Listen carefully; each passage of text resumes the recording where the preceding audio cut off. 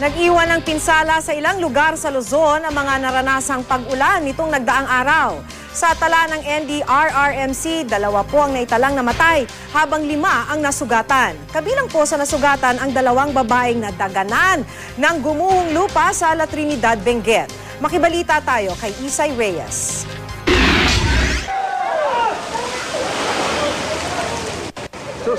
Nakuna ng video ang biglang pagguho ng bundok na ito sa La Trinidad, Benguet.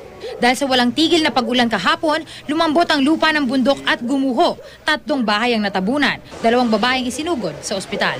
Ang isa, nabalian ng buto nang mabagsakan ng gamit sa kanyang bahay. Bantay sarado ngayon ng pulisya ang lugar sa pangambang masundan pa ang pagguho. Apektado naman ang mga klase sa Tagkawayan Central Elementary School sa Quezon dahil sa baha. Sinuspindi kahapon ang ilang mga klase. Nang umupa ng baha, kanya-kanyang linis ang mga guro sa kanilang mga silid-aralan na pinasok din ng putik. Halos buong bayan naman ng Quezon nawalan ng kuryente dahil sa mga pag-ulan.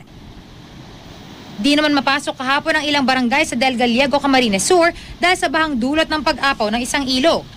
Kaya sinuspindi rin ang pasok ng mga estudyante. Binabantayan din ang level ng tubig sa Bosigon River na pinakamalaking ilog sa Camarines Norte. Sinamantala naman ng mga magsasaka sa Samal, Bataan ang paglambot ng lupang sakahan dahil sa mga pag-ulan.